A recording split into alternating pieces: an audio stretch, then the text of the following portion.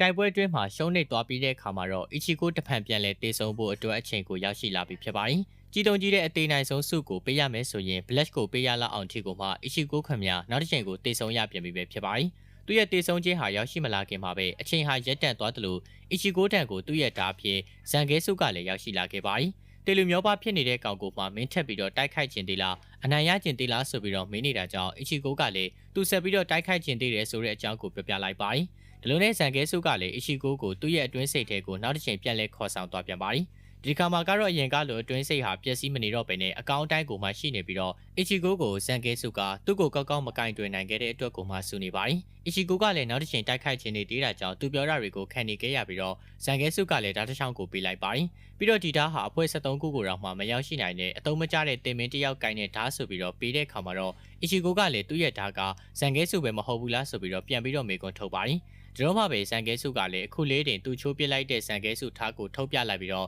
့တကယ်လို့ဒီဟာနဲ့သူထိုက်တန့်ခြင်းနဲ့ဆိုရင်စူးစမ်းလို့ရတယ်လို့ဆိုကလူတစ်ယောက်ကိုခေါ်လိုက်ပါတယ်။ထိုလူကတော့ခန္ဓာကိုယ်တစ်ခုလုံးအဖြူရောင်ဖြစ်နေပြီးတော့အီချီကိုရဲ့အတွင်းစိတ်တစ်ဖြစ်လဲဟော်လူစွာအားတွေကနေကိုဖြစ်လာတာဖြစ်ပါတယ်။ဆက်ပြီးတော့ရှင်းပြရမယ်ဆိုရင်တော့နားလေဖို့မလွယ်သေးတာကြောင့်အခုတော့ဒီလောက်ပဲမှတ်ထားလိုက်ရင်ရပါတယ်။ဒီလိုနဲ့ဟော်လူပုံစံအီချီကိုကိုဇန်ကဲစုကလည်းဓာတ်ကိုပေးလိုက်ပြီးတော့အီချီကိုစစ်ကတော့ဒီဓာတ်ကိုလိုချင်နေဆိုရင်အနိုင်ရရှိအောင်လို့တိုက်ခိုက်ဖို့အတွက်ကိုမှပြောလိုက်ပါတယ်။ဒီလိုနဲ့အီချီကိုဖြူကတော့စတင်တိုက်ခိုက်လာတဲ့အခါမှာဓာတ်ရဲ့ချိန်ဝါရီခွန်အားတွေကအများကြီးကိုမှတန်မာနေတာကိုသိလိုက်ရပါတယ်။ဒီတော့မှသူကင်ခဲ့တဲ့ဓာတ်ဟာဒီလောက်အစွမ်းရှိတယ်ဆိုတာကိုနားလည်သွားခဲ့ပြီးတော့အခုသူလက်ရှိကင်ထားတဲ့ဓာတ်ကိုတော့မှဒုံချောင်းတစ်ချောင်းဖြစ်ကိုမှမြင်သွားလောက်တဲ့အထိကိုတန်မာတယ်ဆိုတာကိုနားလည်သွားခဲ့ပါတယ်။ဒါပေမဲ့လည်းသူတွေးနေချိန်တော့မှမရပါနဲ့အဖြူရောင်အီချီကိုကလည်းစတင်ပြီးတော့တိုက်ခိုက်တာကြောင့်အသေးအတန်ကိုမှရှောင်ရှားရပြန်ပါတယ်။တိုက်ခိုက်တဲ့နေရာမှာရှုံးနေတာမဟုတ်ပဲနဲ့အဖြူရောင်အီချီကိုကရောဇန်ကဲစုကရောပါအပြစ်ထိုင်ပြောနေတာကြောင့်ဗလင်းခံနေရပါသေးတယ်။အခုချိန်မှာတော့သူတို့တနာမှအသက်ပြန်ရှင်ရတော့မှဖြစ်တာကြောင့်ဘာမှမပြောနိုင်ပဲပြောသမျှကိုခံနေရပါတော့တယ်ဒီလိုနဲ့ဓာတ်တစ်ချောင်းကိုနာမည်သိနေုံနဲ့တင်နားလည်ပြီးလို့ထင်နေတဲ့သူ့ကိုယ်သူဓာတ်ရဲ့နာမည်ကိုတော့မှမသိပဲနဲ့ကမ်ဘတ်ချီအနိုင်ယူခဲ့တာကိုပဲခံလိုက်ရတာကြောင့်ရန်သူကိုအထင်တင်မိခဲ့တဲ့သူ့ကိုယ်သူအလကားပဲဆိုတာကိုနားလည်သွားခဲ့ပါတယ်ဒါကြောင့်ပဲစိတ်သက်တွေကိုပြင်ဆင်လိုက်ပြီးတော့တိုက်ခိုက်ဖို့ကြိုးစားပေမဲ့လို့အဖြူရောင်အီချီကိုကအနာကိုတော့မှအကန့်မခံပဲနဲ့ဓာတ်ရဲ့လက်ကင်ကြိုးကနေပြီးတော့တိုက်ခိုက်လိုက်ခဲ့ပါတယ်ဒီလိုနဲ့သူလုံးဝရှုံးနေသွားတာကိုနားလည်သွားတဲ့အခါမှာတော့လက်ထဲကဓာတ်ကိုပဲကြစ်နေအောင်လို့ပါစုပ်ကင်လိုက်ပြီးတော့သူ့ဘာအခွင့်အရေးတစ်ခုသာရှိရုံပဲဆိုရင်တော့ဇန်ကဲစုကိုနားလည်အောင်ကြိုးစားခြင်းသေးတယ်ဆိုတဲ့အကြောင်းရေးရွလိုက်ပါတယ်ခလန်လက်မှာရှိနေတဲ့ဇန်ကဲစုဝင်းကြီးကလည်းဓာတ်ကိုသိနေပြီးတော့အီချီကိုသူ့ရဲ့လက်ထဲကဓာတ်နဲ့အဖြူရောင်ဝင်းကြီးတိုက်ခိုက်လာတဲ့ဓာတ်ချက်ကိုကာကွယ်လိုက်တဲ့အခါမှာတော့သူ့ရဲ့လက်ထဲကိုဇန်ကဲစုကရောက်ရှိလာခဲ့ပါတော့တယ်ဒီတော့မှသူ့ကိုဒုတိယမြောက်အခွင့်အရေးပေးလိုက်ပြီးဆိုတာကိုနားလည်သွားခဲ့ပြီးတော့ကျေးဇူးတင်လိုက်ပါတယ်အပြင်လောကမှာတော့ကမ်ဘက်ချီပြန်လက်ထွက်သွားပြီမဲ့လို့တခုခုကိုခန်းစားမိလိုက်တာကြောင့်အနောက်ကိုပြန်ကြည့်လိုက်ပါတယ်ဝင်းကြီးလောကထဲမှာတော့ဟော်လိုအီချီကိုနဲ့ဇန်ကဲစုဝင်းကြီးတို့ပဲအတူရှိနေပြီးတော့အီချီကိုအဖြူကတော့ဇန်ကဲစုကိုသူ့ရဲ့ကိစ္စလည်းပြီးသွားပြီဖြစ်တာကြောင့်ပြန်ခေါ်လိုက်တော့ဆိုပြီးတော့ပြောလိုက်ခဲ့ပါတယ်ဇန်ကဲစုပြန်ခေါ်နေတဲ့အချိန်မှာပဲဟော်လိုအီချီကိုကအရန်ကိုမှအစွမ်းထက်မဲ့သူဖြစ်တာကြောင့်သူတို့ကိုကောင်းကောင်းလေ့ကျင့်ပေးဖို့နဲ့အချိန်တန်ရင်ဒီစွမ်းတွေကလည်းဟော်လိုအီချီကိုအပိုင်ဖြစ်လာမှာဆိုပြီးတော့ပျောက်ကွယ်သွားခဲ့ပါတယ်ဇန်ကဲစုကလည်းသူ့ရဲ့စွမ်းအားတွေကိုပေးဖို့အတွက်ကိုအသင့်ဖြစ်နေပြီဖြစ်တဲ့ကြောင့်အပြင်လောကကအီချီကိုကလည်းစွမ်းအားအသစ်တွေနဲ့တူတူပြန်လည်နိုးထလာခဲ့ပါတယ်ကမ်ဘတ်ချီကလည်းဒီကောင်မထားနိုင်သေးတာကြောင့်အောင်းနေခဲ့ပြီးတော့တိုးတက်လာတဲ့စွမ်းအားတွေကိုကြည့်ရှုနေခဲ့ပါတယ်ဒီလိုနဲ့စွမ်းအားတွေအများကြီးပြန်လည်နိုးထလာတဲ့အီချီကိုကအသင့်ဖြစ်သွားပြီဆိုတာနဲ့ကမ်ဘတ်ချီရဲ့ရင်ဘတ်ကိုလည်းကာကွယ်ချိန်အောင်မရှိလောက်အောင်လှိမ့်မြဲတဲ့အချိန်ဓာတ်တန်ရာတစ်ခုပေးလိုက်ပါတယ်ကမ်ဘတ်ချီပြန်လည်တိုက်ခိုက်ပေမဲ့လို့သူ့ရဲ့တိုက်ခိုက်မှုတွေဟာအီချီကိုမတွန်းလှန်နိုင်ပါဘူးဒါကြောင့်ပဲနောက်ထပ်ဓာတ်တန်ရာတစ်ခုရင်ဘတ်မှာရရှိသွားပြီးတော့အများကြီးကိုအထိနာသွားခဲ့ရပြီပဲဖြစ်ပါတယ်ဒါပေမဲ့လည်းဒီလိုမျိုးဒဏ်ရာတွေရရှိလာပေမဲ့လို့ကမ်ဘတ်ချီကလည်းပို့ပြီးတော့သဘောကျလာတဲ့အပြင်တိုက်ခိုက်ရတာကိုပါပျော်ရွှင်နေပြီးတော့အသေးအတန်ပြန်လည်တိုက်ခိုက်ပါတယ်ချီကိုကတော့ဘာလို့ဒီလိုမျိုးဆက်ပြီးတော့တိမ်ပါမကြောက်ပဲနဲ့တိုက်ခိုက်နေတာလဲဆိုပြီးတော့မေးတော့ကမ်ဘတ်ချီကလည်းအခုလိုမျိုးတိုက်ခိုက်ချင်နေခဲ့တာကြာပြီဆိုတဲ့အကြောင်းကိုပါပြောပြလိုက်ပါတယ်ဒီချိန်မှာအီကာကူရိုကလည်းသူတို့ရဲ့ခေါင်းဆောင်တိုက်ခိုက်နေတာကိုခန်းစားနေရပြီးတော့ရှုံးနေနေတဲ့ဆိုတာကိုလည်းသိရှိနေခဲ့ရပါတယ်ကမ်ဘတ်ချီကတော့နောက်ဆုံးတော့သူနဲ့မိကုံရန်ကိုတိုက်ခိုက်လို့ရတဲ့သူကိုတွေ့ပြီလို့ဆိုကသဘောကျစွာနဲ့ပဲသူ့ရဲ့မျက်လုံးကအကာအကွယ်ကိုဖယ်လိုက်ပါတယ်။စွမ်းအားတွေအများကြီးကိုမှတိုးတက်လာခဲ့ပြီးတော့ကောင်းကင်ကိုအလင်းရောက်နေထွက်လာတဲ့ပြင်ကိုမှကမ်ဘတ်ချီရဲ့စိတ်စွမ်းအားတွေတိုးတက်လာတဲ့ဆိုတာကိုလည်းအီချီကိုကတော့ခန်းစားလိုက်ရပါတယ်။ဒါရီမကတည်ပဲနဲ့သူ့ရဲ့ဓာတ်ကိုတစ်ချက်လှုပ်ရှားလိုက်တာနဲ့တွေကိုမှအနာကအဆောက်အဦတစ်ခုတီကနေကိုမှပြတ်တောက်သွားခဲ့ရပါတယ်။နေထိုင်ရေးကိုမှအင်ဂျင်နီယာကိုအလုပ်တစ်ခုကိုအပို့ပေးလိုက်ပြန်ပါပြီ။ဒီလိုနဲ့တိုက်ခိုက်မှုကိုစောင့်ကြည့်နေတဲ့ယာချီရူထံကိုအထူးသတင်းပေးကသတင်းတစ်ခုကိုအရေးပေါ်ပါလာတဲ့ဆိုတဲ့အကြောင်းကိုပြောပြမယ်လို့ယာချီရူကတော့ဒါကိုလုံးဝစိတ်မဝင်စားပဲနဲ့သူ့ရဲ့ဖိုးတိုက်ခိုက်တော့မှဖြစ်တာကြောင့်နောက်မှပြန်လာခဲ့မယ်ဆိုပြီးတော့ပြန်လွှတ်နေပါတယ်ကမ်ဘတ်ချီစွမ်းအားတွေအများကြီးကိုပေါ်လာတာကြောင့်အီချီကိုကတော့မျက်လုံးအောက်မှာတစ်ချိန်လုံးစွမ်းအားတွေဖွက်ထားတာလားဆိုပြီးတော့မေးလိုက်ပါတယ်ကမ်ဘတ်ချီကတော့ဒီလိုမျိုးအောက်တန်းကျတဲ့လုပ်ရက်ကိုသူလုံးဝမလုပ်ဘူးလို့ဆိုကလက်ထဲကမျက်စိအကာကိုပြလိုက်ပါတယ် ဒါကသိပ္ပံဌာနကိုတူတောင်းဆိုထားရတဲ့အရာဖြစ်ပြီးတော့အရန်ကုန်မှာကြီးမားတဲ့သူ့ရဲ့စွမ်းအားတွေကိုထိန်းချုပ်ပေးထားမယ်မိစ္ဆာကောင်းပဲဖြစ်ပါတယ်တခြားသောစွမ်းအားကိစ္စတွေထက်ဒီကွက်ကြီးကတော့အတော်လေးကိုမှအထကြလွန်ပါတယ်။ Black ရဲ့ဇလန်တစ်ခုလုံးမှာကမ်ဘချီကိုသဘောမကျဆုံးဆိုပေမဲ့လို့ဒီအကွက်ကိုတော့အတော်လေးကိုမိုက်တယ်လို့ပြောရမှာပါ။ဒီလိုနဲ့နှစ်ယောက်သားကတော့တိုက်ခိုက်ကြတော့မယ့်အချိန်မှာပဲအီရှီကိုထံကိုစံကဲစုကနေပြီးတော့စွမ်းအားတွေကိုပေးလိုက်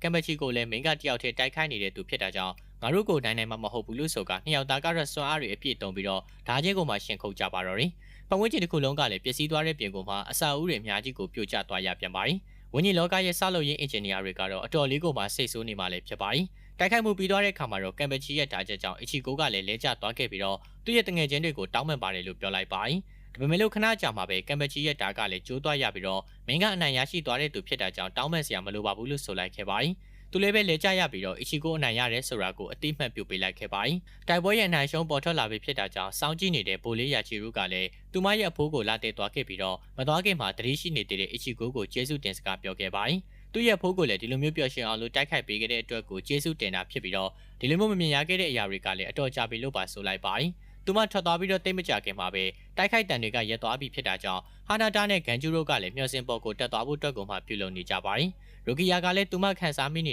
ဲ့စွားတွေကပျောက်ကွယ်သွားပြီးဖြစ်တာကြောင့်ဘသူအနိုင်ရရှိသွားလဲဆိုတာကိုသိချင်နေခဲ့ပါတယ်။ဒီလိုနဲ့အီချီကိုရဲ့အနာကိုယူရီချီကလည်းရောက်ရှိလာခဲ့ပြီးတော့ကောင်းကောင်းတိုက်ခိုက်ခဲ့တာပဲဆိုပြီးတော့ချီကျူးလိုက်က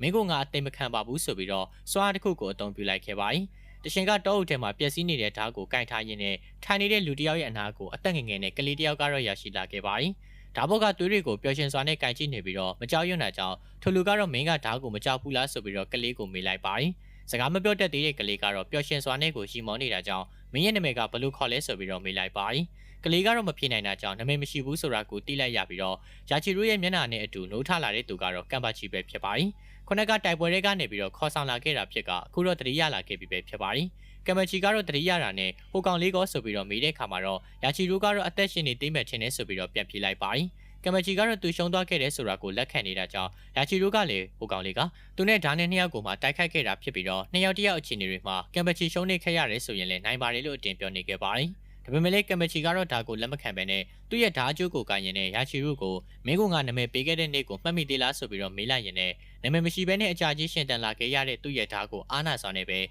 ဲမင်းနာမည်ကဘလို့ခေါ်လဲဆိုပြီးတော့မေးလိုက်ပါတယ်။အခုဆိုရင်တော့သူနဲ့ရင်ဆိုင်ခဲ့ရတဲ့သူရှိနေပြီဖြစ်တာကြောင့်ပို့ပြီးတော့တန်မာလာခြင်းတလို့တိုက်ခိုက်ချင်လာပြီလို့လည်းဆိုလိုက်ခဲ့ပါတယ်။ဝန်နေတဲ့ကမ်ဘချီကိုကြည့်ပြီးတော့ယာချီယူအတိတ်ကကိစ္စတွေကိုပြန်လည်စဉ်းစားနေပါတယ်။သူမရဲ့ပတ်ဝန်းကျင်မှာတော့သူတွေအများကြီးလွှမ်းနေခဲ့ပြီးတော့သူ့ကိုတတ်မဲ့သူတွေအများကြီးရှိနေသေးတာကိုပဲမှတ်မိခဲ့ပြီးတော့နောက်ဆုံးမှာကမ်ဘချီရောက်ရှိလာပြီးတော့ကဲတင်လိုက်ခဲ့ပါတယ်။နာမည်တကူလည်းပေးခဲ့တယ်လို့ထိုချိန်ကစပြီးတော့အဖိုးတယောက်ရရှိခဲ့တာဖြစ်ပြီးတော့သူမရဲ့ဘဝဖြစ်လာခဲ့ပါတယ်။ဒါလိုနဲ့သူမတံမိုးထားရတဲ့အဖိုးကတော့လက်ထဲကဓာတ်ကိုလွတ်ကျပြီးတော့တတိလစ်သွားတာကြောင့်စိုးရိမ်စွာနဲ့အော်ဟစ်လိုက်ပါတယ်။တစ်ဖက်မှာတော့မျော်စင်ကအဆောက်နေတဲ့ကတယောက်ကဟာနာတာကသူ့ရဲ့ဆေးဖြစ်ကိုမှတုံးပြီးတော့ဖြည့်ရှင်းလိုက်တယ်လို့ဂန်ဂျူကလည်းသူ့ရဲ့တိုက်ကွက်တွေအသုံးပြုပြီးတော့တယောက်ကိုတာဝန်ယူလိုက်ပါတယ်။နှစ်ယောက်သားကတော့ထာကြကြနဲ့ဗမာလူကြီးပဲမျော်စင်တဲ့ကိုဝင်လာခဲ့ပြီးတော့ရိုကီယာကိုလည်းတွေ့ရတော့မှဖြစ်တာကြောင့်ဂန်ဂျူကတော့ဘလို့ပုံစံလဲဆိုတာကိုသိချင်နေခဲ့ပါတယ်။ဒါပေမဲ့လည်းတကယ်တွေ့ရတဲ့ချိန်မှာတော့သူ့ကိုယ်သူမယုံနိုင်အောင်လို့ဖြစ်သွားခဲ့ပြီးတော့စကားရီတောင်မှမပြောနိုင်တော့ပါဘူး။ဒါကိုဟာနာတာကလည်းဘာဖြစ်နေတာလဲဆိုပြီးတော့မေးတော့ရိုကီယာကလည်းဂန်ဂျူရဲ့အဝတ်စားတွေပေါ်မှာအမှတ်တင်ကေတာကိုမြင်ပြီးတော့မင်းကဒါဆိုရင်ရှီဘာကလန်ကားပေါ်ဆိုတာကိုသိလိုက်ပါတယ်။ဒီတော့မှဂန်ဂျူကလည်းတချိန်တုန်းကသူ့အကိုရဲ့အလောင်းကိုတည်လာခဲ့တဲ့တင်မင်ကရိုကီယာဖြစ်နေတာကိုပြောပြလိုက်ပါတော့တယ်။အရန်ကမှစိတ်တူသွားပြီးတော့တက်ပြစ်မယ်လို့ပြုလုပ်တဲ့ခါမှာတော့ရိုကီယာကမင်းလက်ထဲမှာတည်ရမယ်ဆိုရင်တော့အဆင်ပြေပါတယ်လို့ပြောကဘာမှကိုမှပြန်မလုပ်ခဲ့ပါဘူး။ဒါကြောင့်ဟာနာတာကပဲတားဆီးနေရပြီးတော့သူတို့ကိုအီချီကိုကယုံကြည်ထားရတာကြောင့်ဒီလိုမျိုးမလုပ်ပါနဲ့ဆိုပြီးတော့တားဆီးနေပါတယ်။တစ်ဖက်မှာတော့ကျမ်းမာရေးမကောင်းတဲ့ခေါင်းဆောင်တဦးကိုသတင်းလာပေးတဲ့လူနှစ်ယောက်ကခေါင်းဆောင်အိုင်ဆန်တည်ဆုံသွားတဲ့ကိစ္စကိုလာပြောခဲ့ပါတယ်။ဒီလိုမျိုးနေမကောင်းတဲ့ခေါင်းဆောင်ကဒီသတင်းကိုကြားတဲ့ခါမှာတော့အစောကတည်းကသူ့ကိုမပြောခဲ့လို့ဆိုပြီးတော့အပြစ်တင်ကထလာနိုင်ဖို့အတွက်ကိုမှစူးစမ်းနေပါတယ်။ဒီလိုနဲ့ပြဿနာတွေကလည်းသူပါဝင်လာမှရတော့မယ်ဆိုတာကိုနားလည်သွားတာကြောင့်ထိုခေါင်းဆောင်ကလည်းထလာဖို့အတွက်ကိုမှပြင်ဆင်လိုက်ပါတယ်။တစ်ဖက်မှာတော့ဂန်ဂျူကိုထိန်းလိုက်နိုင်ပေမဲ့လို့ကြီးမားတဲ့စိတ်ဆွမ်းအားတစ်ခုကိုခန်းစားလိုက်ရပြီးတော့အပြင်မှာဗျာဂူရာရောက်ရှိနေပြီဆိုတာကိုသူတို့လည်းသိရှိလိုက်ရပါတယ်။ဘလုံးမတိုက်ခိုက်လို့အနိုင်မရရှိတော့တာကြောင့်ဂန်ဂျူကလည်းသူရန်ညိုးရှိနေသေးတဲ့သူကြောင့်မစွန့်လွတ်ချင်တာကိုဟာနာတာကနားလေပေးလိုက်ပြီးတော့သူရဲ့ဆိုင်မလို့ဆိုကထွက်သွားလိုက်ပါတယ်။ဂန်ဂျူကလည်းဘလုံးမနေနိုင်တော့ဘဲနဲ့အပြင်ကိုထွက်သွားတဲ့ဟာနာတာကိုအထဲကိုပြန်ခေါ်လိုက်ပြီးတော့မှသူကရင်ဆိုင်ပါမယ်လို့ဆိုကအတင်ပြလိုက်ပါတယ်။နောက်နေ့မှာတော့စွမ်းအားရှိဆုံးလူတစ်ယောက်ဖြစ်တဲ့ကူချီကီဗျာဂူရာကိုဘလို့တိုက်ခိုက်ကြမလဲဆိုတာကိုကြည့်ရှုရအောင်ဗျာ။ကျွန်တော်ရဲ့ Enemy If Telegram ကိုလည်း description မှာထည့်ပေးထားတာကြောင့်တွားရောက်ကြည့်ရှုလို့ရပါတယ်။ဒီမှာတင်ဆက်ပေးနေတဲ့ enemy တွေကိုလည်းအကောင်းဆုံးပုံစံနဲ့မြန်မာစာတန်းထိုးပေးမှာဖြစ်တာကြောင့်သဘောကျမယ်ဆိုရင်လည်းဝင်ရောက်နိုင်ပါတယ်ခင်ဗျာ။ အားလုံးကိုကျေးဇူးတင်ပါတယ်